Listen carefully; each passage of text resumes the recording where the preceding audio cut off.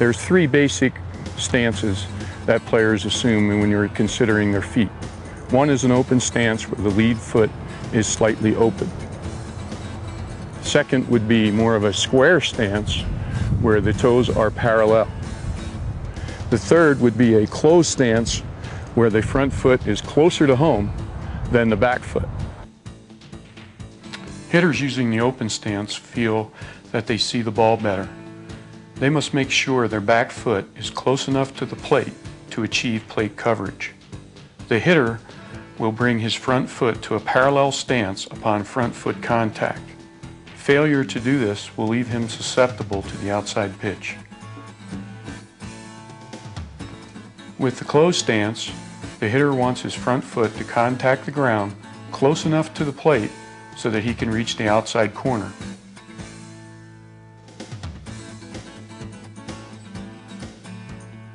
The toe of the back foot is in line with the arch of the front foot.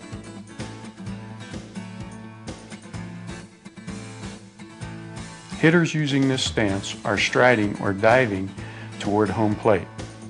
They also feel it helps them to keep the front shoulder and head in on a pitch longer. A hitter using this stance must have excellent sequential body rotation to hit the inside pitch.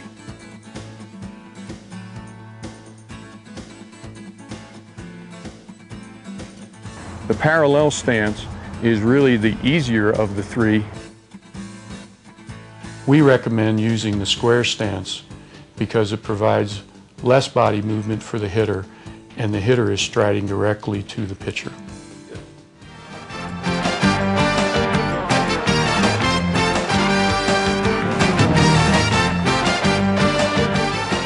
A hitter wants to be in a balanced setup where both eyes are facing the pitcher and they are level, along with the shoulders being level, the hips being level, and the knees being level.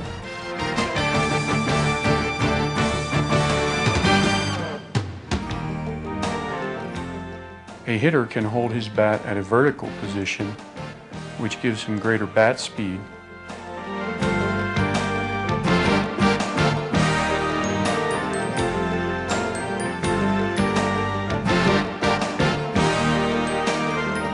Or on a 45-degree angle, which allows for better bat quickness.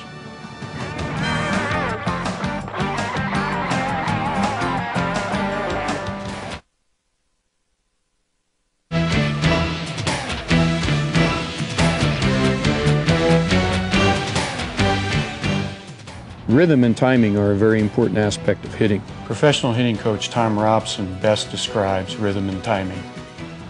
Rhythm is a controlled motion which allows the body and bat to get into the launching position at the correct time against any pitcher or any velocity.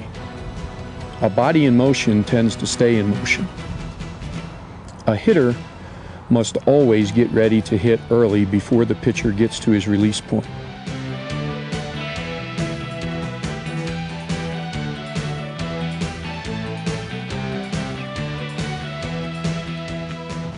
He must get his front foot down on the ground when the ball is halfway to him.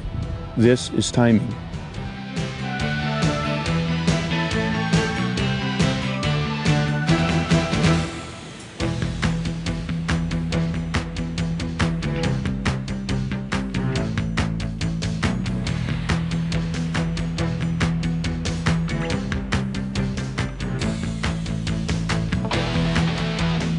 You may see hitters in their stance holding their bats in varied positions.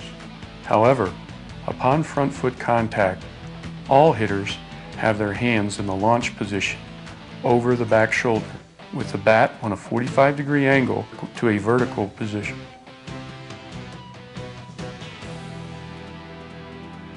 The elbows are angled down in a comfortable position. This allows for a short, quick path of the bat to the ball.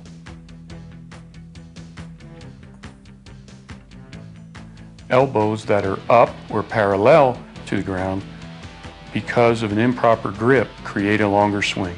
Elbows that are close together make it difficult for the hitter to get to the inside pitch. Bob Keyes of Biokinetics describes dancing with the pitcher as the hitter's rhythmic movement of the swing in relationship to the windup of the pitcher. The hitter must time his movements and begin to dance with the pitcher at a specific point in the pitcher's windup.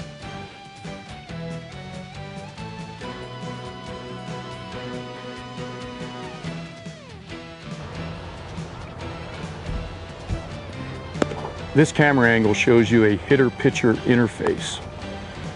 The pitcher begins his dance when he begins his windup.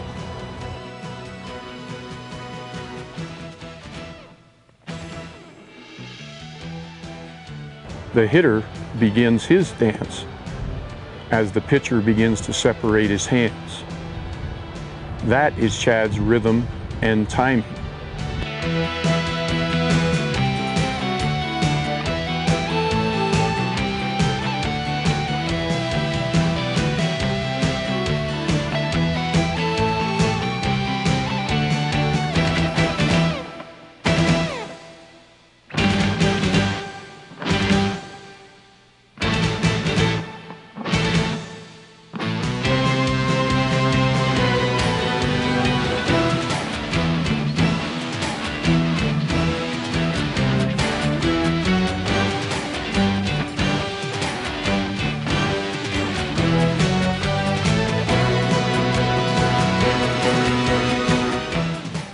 Each hitter must start his rhythm and timing a little bit different.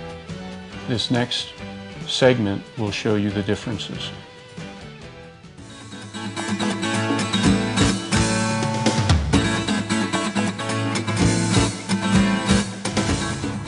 There are three basic ways to start the lower half of the body for the swing. Chad is demonstrating a stride. Whether we're using the stride, the kick, or the tap, it should take us to a balanced position of strength. And the stride needs to be short enough to provide that balance and strength, but long enough to fit the hitter's body type. We generally say that the stride should be the length of a hitter's bat.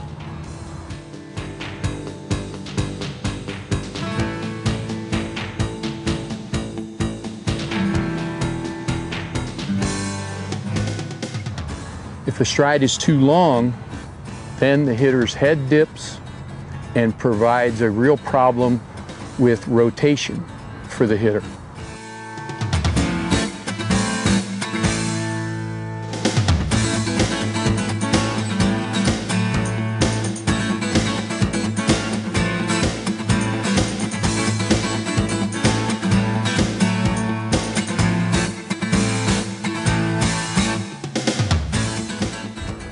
Chad is using more of a